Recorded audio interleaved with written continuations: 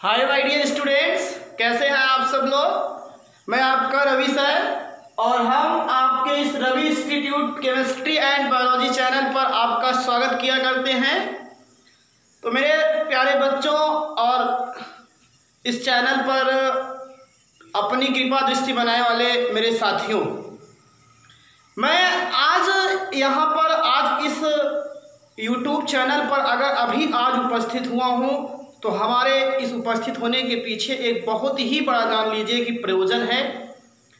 उसे आप लोग एकदम अंतिम समय तक सुनेंगे तो हो सकता है कि कुछ आपके जीवन में बदलाव होने का अवसर प्राप्त हो। काफ़ी बच्चे हमसे इस चीज़ का सवाल किया करते हैं, हमसे इस सवाल को पूछा किया करते हैं कि सर हमारा पढ़ाई में मन नहीं लगता है, हम पढ़ना चाहते तो हैं लेकिन पढ़ नहीं पाते। ये काफ़ी बच्चों का क्वेश्चन था। तो मेरे हिसाब से अगर जिन बच्चों की ऐसी समस्या है, जिनको इस प्रकार की दुविधाएं हैं कि वो जब किताब और कॉपी उठाया किया करते हैं तो उनको पढ़ने का मन नहीं करता है, तो उनके लिए और ख़ास तौर से और अगर आपकी जिज्ञासा बढ़ानी हो पढ़ाई के प्रति तो आप हमारी इन बातों को अवश्य सुने और हो सके तो आप इन्हें अपने भविष्य में उतारने का प्रयास करें।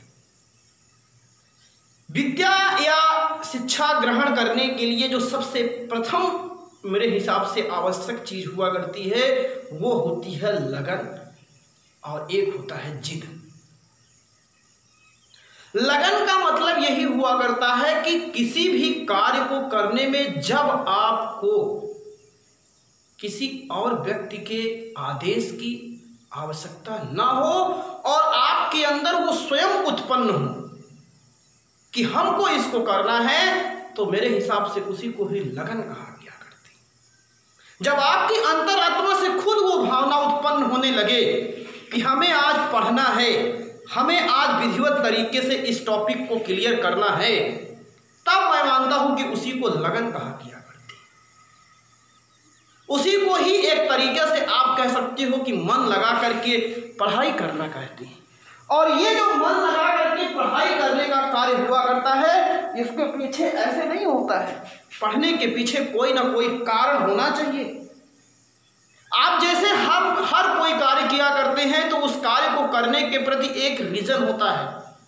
अगर अभी हम आपसे पूछें तो आप पढ़ाई क्यों कर रहे हो, तो पढ़ाई करने का सबसे पहला अधिकार आज के ज़माने में यही है कि हम पढ़ लिख करके एक बहुत ही कम समय में अच्छी सी जॉब पाएंगे, जिससे हम अपने परिवार का, अपने घर का, इन सब का बढ़िया तरीके से भरण पोषण और इनको शिक्षा, एजुकेशन, चिकित्सा सब चीज़ें प्रोवाइड कर सकते हैं और समाज में एक सम्मान प्राप्त कर सकते हैं। यही शिक्षा का मकसद है और इसी के लिए ही हम कंपटीशन कर रहे हैं। प्रत्येक व्यक्ति देखिए कंपटीशन कर रहा है।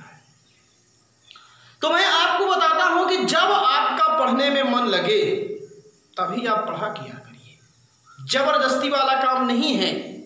आप सोचिए कि अगर कोई माता पिता आपको लाठी डंडे लेकर के बैठा दें तो आप बैठ जाओ और पढ़ लीजिए, तो ऐसा नहीं होता है। अगर हम ही यहाँ पे अभी पढ़ा रहे हैं आपको तो हमारी एक लगन है, हमारी एक जिद है, तब हम आपको पर डे क्लास प्रोवाइड कर रहे हैं। नहीं तो आप चाहे जितना प्रयास कर लीजिए, यहाँ पे हमको ला करके खड़ा कर दीजिए और इतनी गर्मी में हम ऐसे खड़े न रहे पढ़ाने के लिए। लेकिन हमारा आपका एक ऐसा प्रेम है, एक हमारी तो सबसे बड़ी चीज भावना यही रही है। हमने भी अपने गुरुजनों से कुछ सीखा और उन बातों को सीख करके अपने हृदय में रख लिया और उसे अपने जीवन में उतारने का प्रयास हमेशा करता हूँ।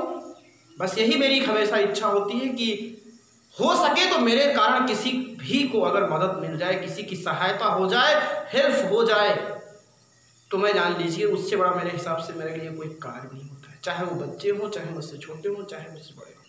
अगर किसी का कार्य मुझसे, अगर मेरे कारण उसका भविष्य, किसी के पढ़ने की चीज़ें अगर मुझसे मिल जा रही हैं तो वो सहयोग करने के लिए मैं हमेशा तत्पर रहता हूँ।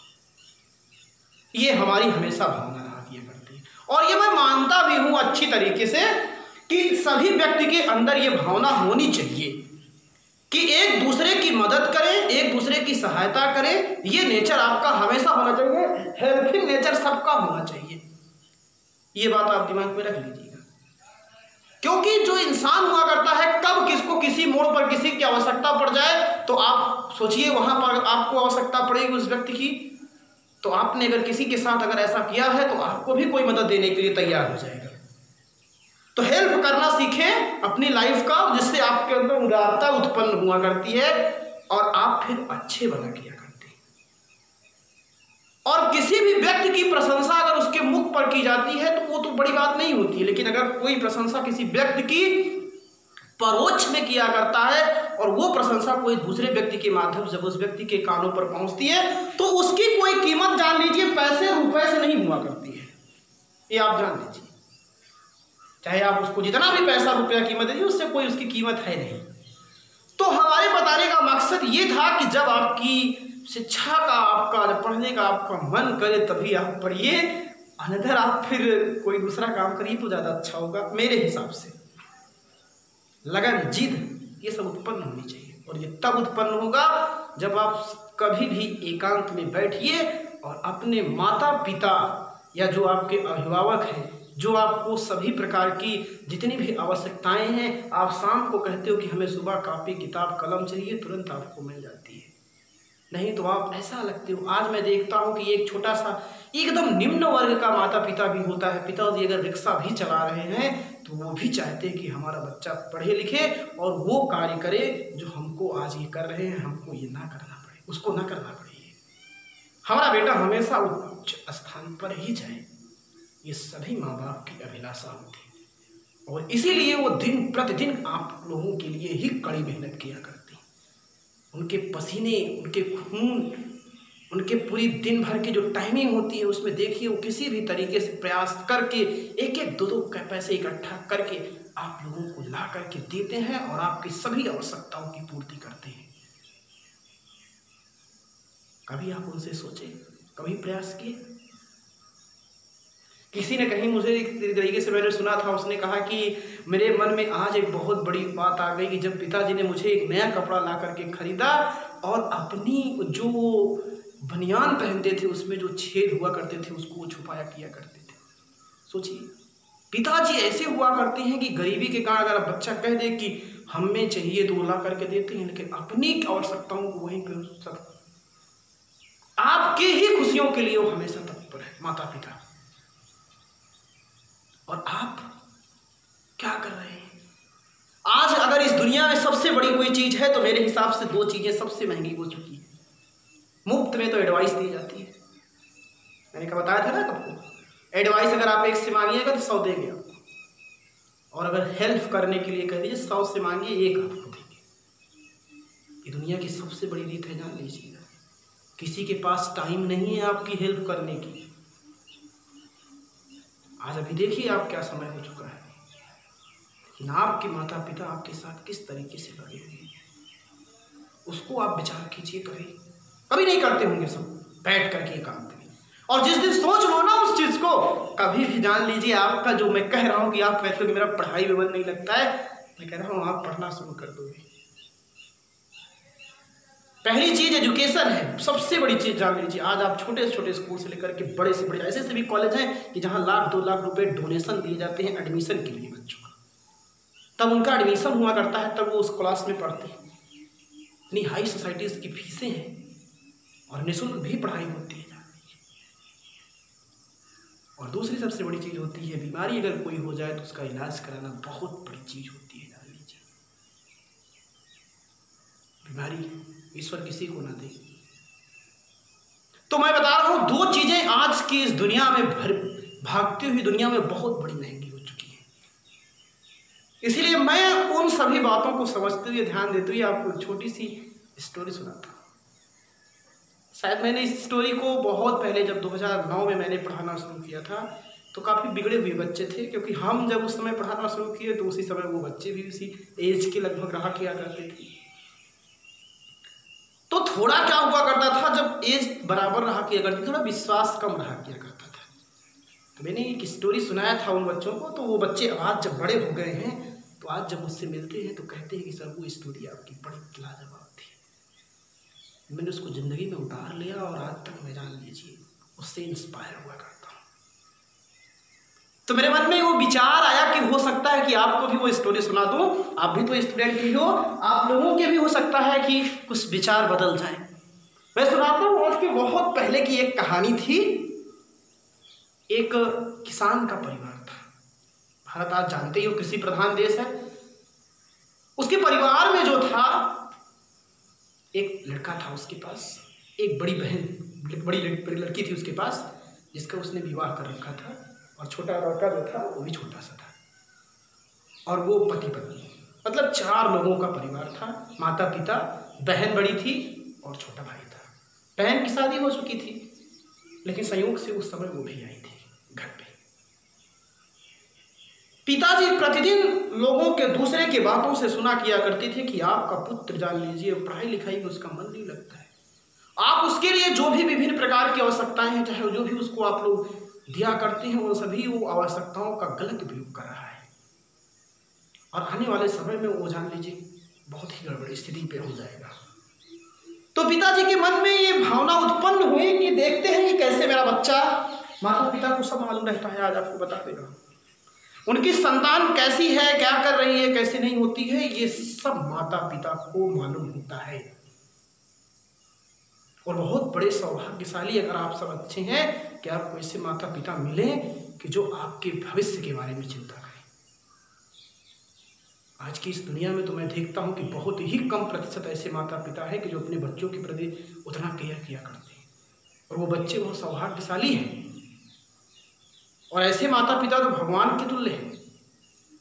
ये भी आप ध्यान दीजिएगा, और मेरा उन्हें सत नमन भी है कि आप अपने बच्चों के प्रति इतना लगाव रखते हैं, उनका क्या सही है क्या गलत है।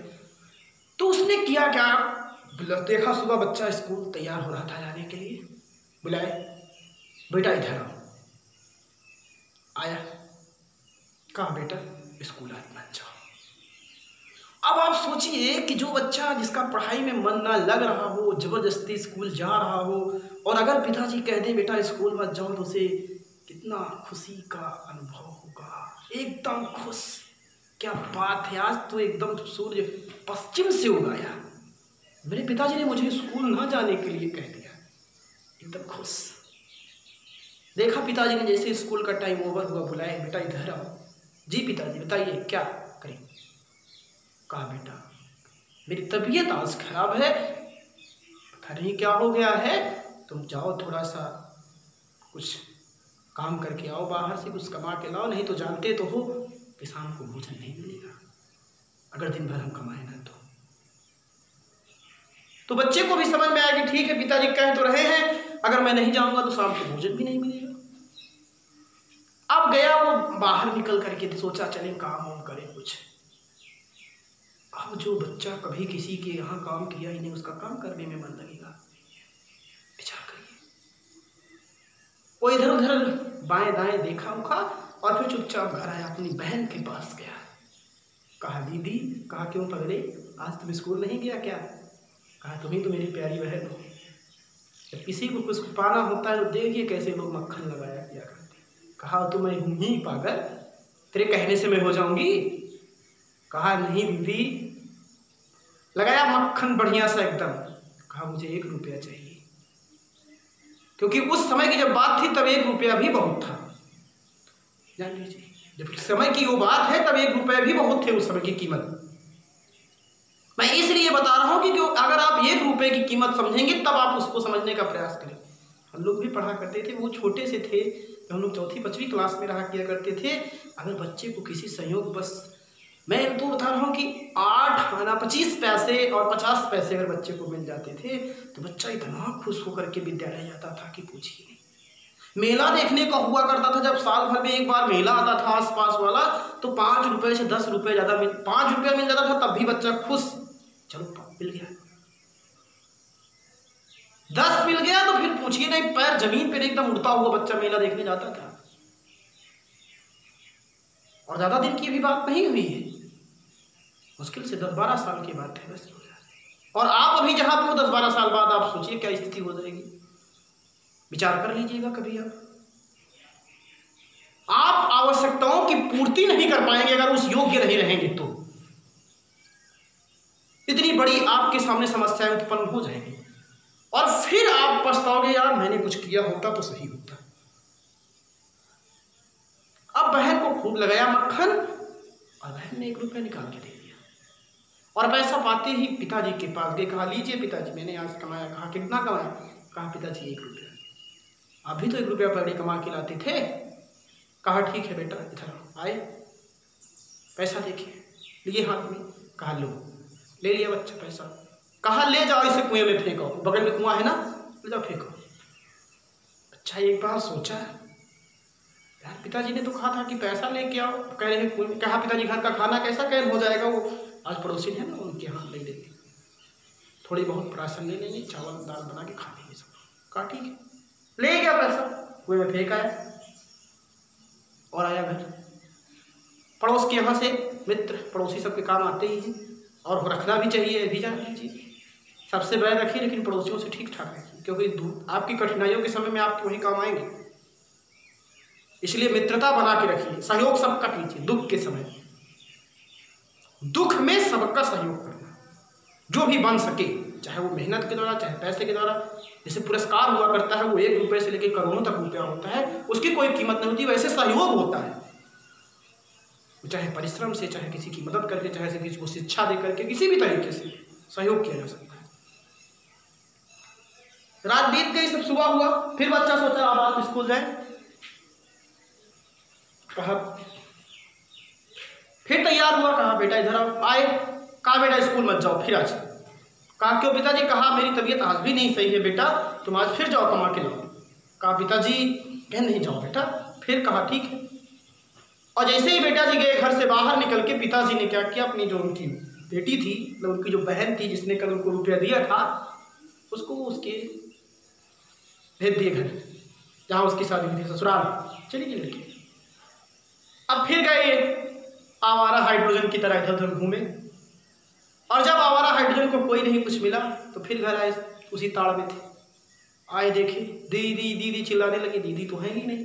पिताजी से पूछे दीदी कहाँ है, बताए, उनके घर भेज दिया हमने। आप कहाँ जाए? तो दूसरा दरवाजा उनके पास था, उनकी माता मम्मी के पास गए। कहा मम्मी तो मेरी सबसे प्यारी माँ, ऐसी माँ तो कोई है ही नहीं। मम्मी ने कहा क्या हुआ? पागल क्या हुआ बताओ तो। कहा मम्मी मैंने कहा मान लीजिए मुझे ऐसा क्या करना है, पापा ने मुझे कहा था काम करने के लिए और हम गए बाहर और हमें काम मिला नहीं, मुझे 1 रुपया दो, नहीं पापा बहुत दिक्कत में आ जाएंगे, पापा कहेंगे हमसे शाम को खाना कैसे होगा। माँ और पुत्र का प्रेम अथाह होता है, ये आप ध्यान दीजिए। अपनी लाइफ में अगर कभी भी आपको सक्सेस होना है तो अपनी माता का कभी दिल मत दुखाइएगा, माता पिता का। दुनिया एक तरफ लेकिन वो एक तरफ, जिनके कारण आप इस पृथ्वी पर आए वो आपके माता पिता नहीं, वो आपके भगवान हैं, ईश्वर तुल्य होते हैं। अगर आपने उनका मन कभी भी तोड़ दिया तो दिक्कत। माता पुत्र की आगे वैसे भी पिघल जाती है। आजकल बच्चे वैसे भी मम्मी को मोम कहा किया करते हैं, पहले अम्मा अब मम्मी, अब मम्मी से मोम हो गई। रिश्ते में भी शॉर्टकट आ रहा है, दीदी दी हो गई। तो जब रिश्ते में आपको बोलने में प्रॉब्लम हो रही है तो फिर प्रेम कितना होगा, विश्वास कीजिए कभी। मम्मी पिघल गई और दे दिया 1 रुपया, रखी थी कहीं से भविष्य के लिए कि बेटा कभी कल कुछ होगा तो दूंगा, दे दिया 1 रुपया। प्रेम ही ऐसा होता है कि सब कुछ निकाल सकता। प्रेम से मांगे तो कुछ भी देने के लिए तैयार। ले लिया पैसा, आया, कहा पिताजी लीजिए 1 रुपया कमा लाया आपका पैसा। कहा ठीक है लाओ दो, लिए फिर उसके हाथ में दे दिए, कहा ले जाओ बेटा, कुएं में फेंका। लड़का फिर कुछ नहीं सोचा, फिर ले गया पैसा, कुएं में फेंक आया। फिर पिताजी ने शाम को बुलाया और पड़ोस के दूसरे मित्र के यहाँ गए, उनके यहाँ बताए भाई ऐसे ऐसे है, आप आज का कुछ व्यवस्था कीजिए खाने पीने की, हम आपकी पूरी समस्या सॉल्व कर दें। मिल गया भोजन, फिर खा लिया सुबह। फिर तीसरा दिन आया, तीसरा दिन उसका एकदम कहते नहीं है पहला दूसरा चांस ठीक है, लेकिन तीसरे समय तीसरी गलतियां किसी भी चीज की बर्दाश्त नहीं होती। तीसरी बार तो फिर जान लीजिए परीक्षा की एकदम उसकी घड़ी आ गई है। एक बार देखा, दो बार देखा, अब वो बच्चा कहने का मतलब सीधी सी बात है वो एकदम लापरवाह किस्म का बच्चा था। सुबह हुई, बुलाए बेटा इधर आओ। कहा पिताजी, कहा स्कूल नहीं जाना है आज भी तुमको? कहा आपकी तबीयत नहीं सही भी? कहे नहीं बेटा, देख नहीं रहे हो तबीयत हमारी सही नहीं हो रही है, आप जाओ आज भी कमा के ले आओ। और जैसे ही बच्चा गया, थोड़ी दूर घूम के गया, पिताजी ने क्या किया, मम्मी को भी उस लड़के के ननिहाल भेज दिया। अब उसकी तो आदत बन गई थी कि चलो घर पे आज नहीं तो बात चलेंगे मम्मी से मांगेंगे। आया, देखा मम्मी मम्मी लगा चिल्लाने, मम्मी तो घर पे थी ही नहीं। पिताजी से पूछा मम्मी कहाँ है? कहा बेटा उनको तो आपके मामा के यहाँ मैंने भेज दिया। अब क्या करें? अब किसी तरीके से वो सोचा कि जहाँ अपने मित्रों के पास, सबके पास गया, कहा मुझे 1 रुपया दे दीजिए, मुझे 1 रुपया दे दीजिए, बहुत जरूरी है। और जब तुमने कभी किसी का सहयोग किया ही नहीं, तुम्हारा सहयोग क्यों करे? किसी ने उसकी मदद नहीं किया। उसके दुख का समय था, उस समय वो बच्चा एकदम चारों तरफ भागता रहा, कोई उसकी मदद करने के लिए तैयार नहीं हुआ। ये तो आप वैसे भी जानते हो कि सुख के समय सबका साथ सब देते हैं, लेकिन जब दुख आती है, पीड़ा आती है, तो केवल वही लोग रहते हैं जिन सही ठीक ठाक। अब उसके पास कोई समस्या नहीं रही, दिन भर भागा, भागते भागते दोपहर हो गई। और उसके बाद फिर वो गया किसी प्लेटफॉर्म पे और वहीं पे काम किया। दोपहर से लेके शाम तक तो 10 पैसा 20 पैसा जैसे बोझ उठाता वैसे पाता। कभी 5 पैसे पाता, तो कभी 10 पैसे पाता, तो कभी 20 पैसे पाता। ऐसे काम किया और काम करते हुए दिन भर जब पैसा इकट्ठा किया 1 रुपया, और चेहरे पे पूरा एकदम लगा कि आज इतने मेहनत किया है, और थका हारा हुआ जब वो बच्चा अपने घर आया और पिताजी के पास गया, कहा लीजिए पिताजी 1 रुपया। पिताजी ने देखा बच्चे को, कहा बेटा आज तो बहुत मेहनत करके आए हो लगता है। कहना हाँ पिताजी। कह एक काम करोगे बेटा मेरा? कहा बताइए। कहा 1 रुपया ले जाओ, कुएं में फेंक आओ। ये जो रुपया कमा के लाए हो इसे भी ले जाओ कुएं में फेंक आओ। बच्चा कहा नहीं पिताजी, मैं ऐसा नहीं कर सकता, मैं इस पैसे को कुएं में नहीं फेंक सकता, क्योंकि कुएं में पैसा जाने का मतलब किसी काम का नहीं है। और मैं आज इस पैसे को बहुत मेहनत करके कमाया हूँ, दिन भर मैं दौड़ा हूँ, बैग उठाया हूँ, सबका ये किया हूँ, तब जा कर के मैं पैसा कमाया हूँ। इस पैसे को मैं फेंक नहीं सकता, मैं नहीं फेंकने जाऊँगा कुएं में इस पैसे को। तो पिताजी ने सीधा सीधा उससे जवाब दिया बच्चे को, बताइए बेटा आप इसके पहले 2 दिन का पैसा क्यों कुएं में फेंक आए? क्योंकि आप उसकी कीमत नहीं जानते थे। मैं दिन रात जो आज तुम काम करके आए हो, मैं यही प्रतिदिन करता हूँ और तुम्हारी हर आवश्यकताओं की पूर्ति किया करता हूँ, लेकिन तुम उन सभी आवश्यकताओं का गलत उपयोग करते हो और सही तरीके से आप आ नहीं रहे थे। बच्चा तुरंत पिताजी के पैरों में गिर गया, लगा भाग के रोने कि आप मुझे माफ कर दीजिए।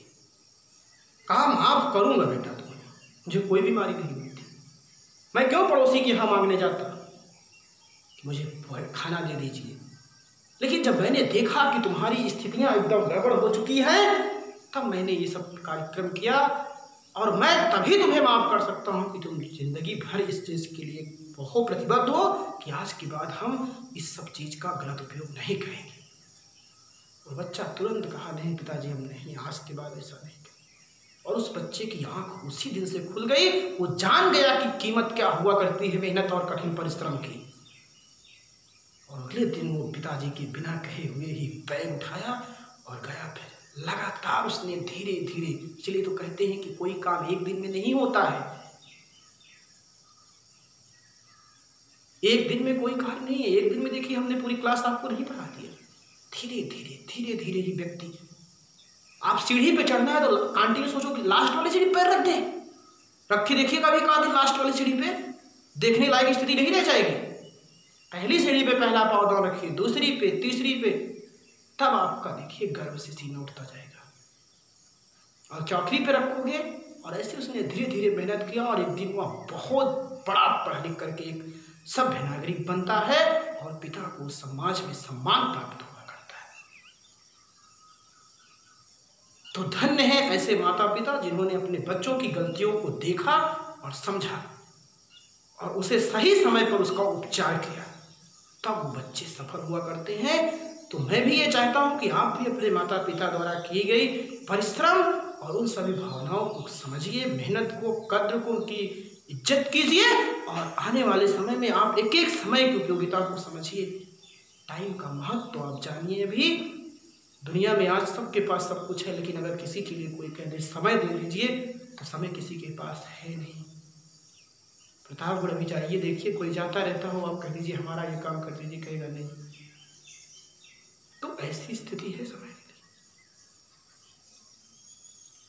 तो ये बात आप दिमाग में रखें और जिस दिन ये भावना उत्पन्न हो जाएगी, जिद हो जाएगी आपके मन में, लगन उत्पन्न हो जाएगी, आप पढ़ने का प्रयास करना शुरू कर देंगे। तो एक छोटी सी हमारी एक मोटिवेटेड लाइन थी आपके लिए। अगर आपको अच्छी लगी होगी तो इसको जरूर आप लोग अपने दिल में उतारिएगा और अच्छा लगा होगा तो अगर हमारी आज्ञा का पालन आप लोग करते होंगे तो एक प्यारा सा अच्छा सा अपने हृदय की भावनाओं से निकलता हुआ एक कमेंट कीजिएगा।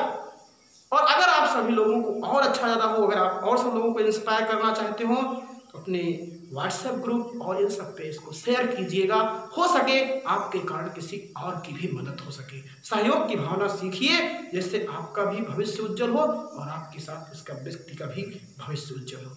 इन्हीं सब बातों के साथ मैं आज यहीं पर इस मोटिवेटेड लाइन के साथ ही अपनी इस क्लास को समाप्त करता हूँ।